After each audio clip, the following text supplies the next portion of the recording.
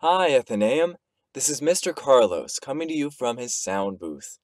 I work at Greyhearts Veritas, and I'm so happy that I still can provide you guys with a little bit of knowledge. So today, we're going to learn all about a Finnish tale of humility. And when I say Finnish, I don't mean Finnish, I mean Finland, and a story that's solely based from there. So let's go ahead and hop right in. In Athenaeum, we talk about virtue. Do you remember what humility is? Humility means placing others before ourselves and not bragging or promoting ourselves. It means doing our best just because it is our best, not because we receive praise and recognition. Today, I'm going to share a story from the country of Finland. Finland is a northern European country near Norway and Sweden. Every country has its own traditions and tales, and often those stories help us think about virtues and how we can be the best version of ourselves. As I read, I want you to think about who in this story shows humility and how it is rewarded. So, let's hop right into the story. The Princess Mouse, a Finnish folk tale. Once there were two brothers who were sons of a farmer. As they grew, it was time for them to marry. Their father said, "Boys, you have come of age, and it is time for each of you to find a wife. In our family, we have our own way of choosing a bride." The younger son, Miko, listened with honor and respect to his father's request. The older son haughtily replied, "I know, father. You've told us before.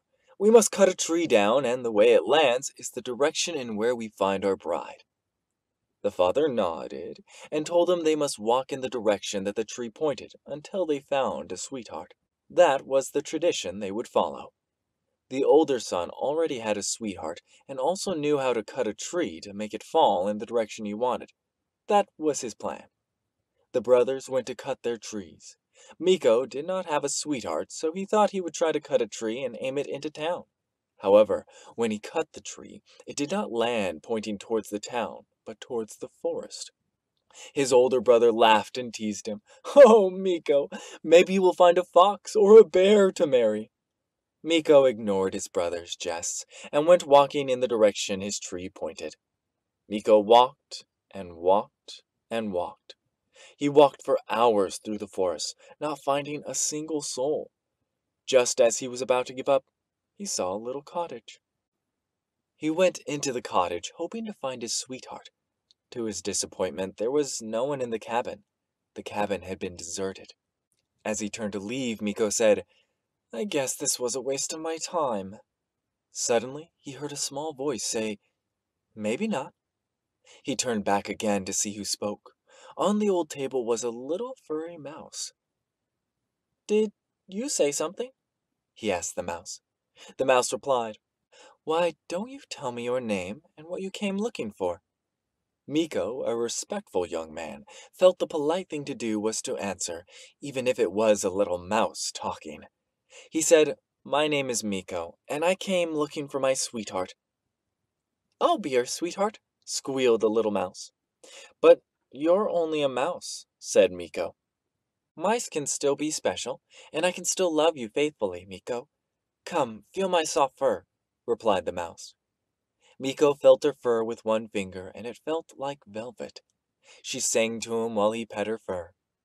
Miko had found no one else, and she was a wonderful little mouse. "All right," he said. "You can be my sweetheart." "You won't be sorry," said the little mouse. Miko wasn't sure about that, but he kept stroking her velvet fur and smiled. Miko returned to his brother and father. His brother was proudly boasting of his sweetheart, with golden hair and rosy cheeks. When Miko came in the door, his brother, observing Miko did not bring home a sweetheart, began to laugh at him and asked, "Oh, and where's your sweetheart, Miko? Did you find one with a nice fur coat?"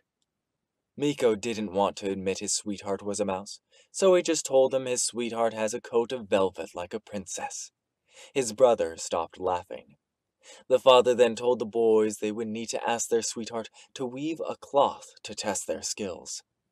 The next morning, the boys set out to their sweethearts to give them their request. When Miko reached the cabin, the little mouse jumped up and down, squealing, "Miko, you're here! Is today the day of our wedding?" "No, it is not," replied Miko. He stroked the little mouse's fur and explained, My father has asked that our sweethearts weave a cloth to test their skill, but you are only a mouse. How could you weave any cloth? I may be a mouse, but I'm also your sweetheart. You must be tired from your journey. Take a rest, my Miko. The mouse sang to him, and Miko fell asleep. As soon as he was in deep sleep, the little mouse clapped her little soft paws. Hundreds of mice appeared from the holes and cracks in the walls. She ordered them to find and bring pieces of the finest flax. The mice scurried off, came back each with a thread of flax. They all worked together on the weaving machine to make cloth out of the flax. Some were feeding the thread in, while the little mouse and others would push the petals. They stuffed the fabric in a nutshell. The mice scurried away as Miko awoke. The little mouse gave the nutshell to Miko and sent him back to his father. Miko had no idea what his father would want with a nutshell. When Miko returned home, his father was looking over the cloth his brother's sweetheart made. Nice. It's strong and fairly even. Good enough for simple folk like us, said the father. Miko shyly handed his father the nutshell. His brother burst laughing. You asked for cloth and your sweetheart gave you a nutshell? Ha! Miko felt embarrassed. The father opened the nutshell and looked closely inside. He saw a piece of cloth made of the finest linen. As he pulled on it, it kept coming out, yard by yard. They were all astonished, especially Miko. Surely Miko has found the finest weaver for a sweetheart, proclaimed his father. Go fetch your sweethearts tomorrow, and you will both be married. The next morning, Miko went back to the cabin. The mouse saw him and squealed, Miko, is today the day of our wedding?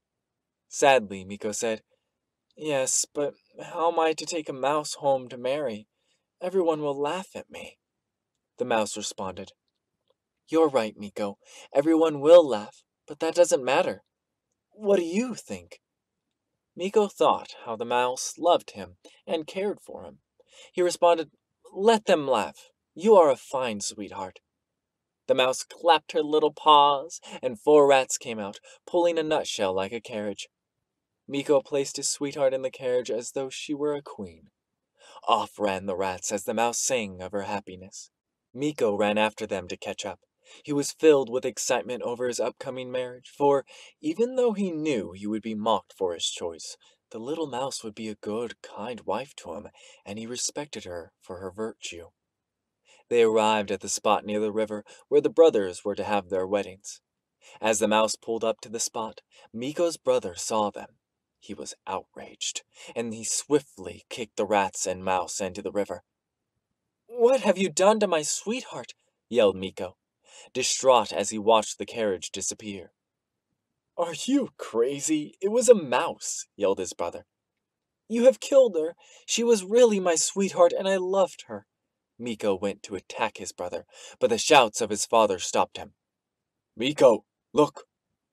Everyone turned and looked down the river as 4 black horses and a carriage emerged from the water. The people gasped in astonishment as the horses rode up to the spot where Miko was.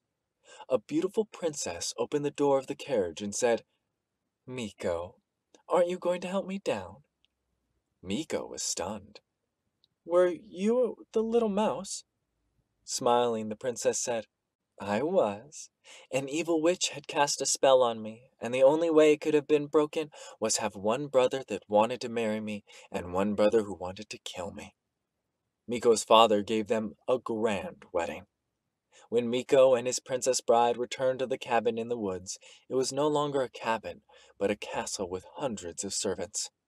Later, when Miko and the princess had sons, can you guess how they chose their brides? What a lovely story. Now, one of the things that comes to mind is, what's the opposite of humility? We often call it pride. And what we need to think about is which character showed the most amount of pride compared to humility. So Miko and his brother had very different ways of acting, but Miko was willing to put aside his pride and act rightly. He was very kind to the mouse. His humility was rewarded with the gift of a lovely and kind princess to share his life with. I hope you enjoyed this story from Finland. Tell me your favorite part in the comments below. If this story inspires you to draw a picture, send it to me in an email and I will share it with your friends on Facebook. Thank you, everybody, and I can't wait to see you for the next lesson.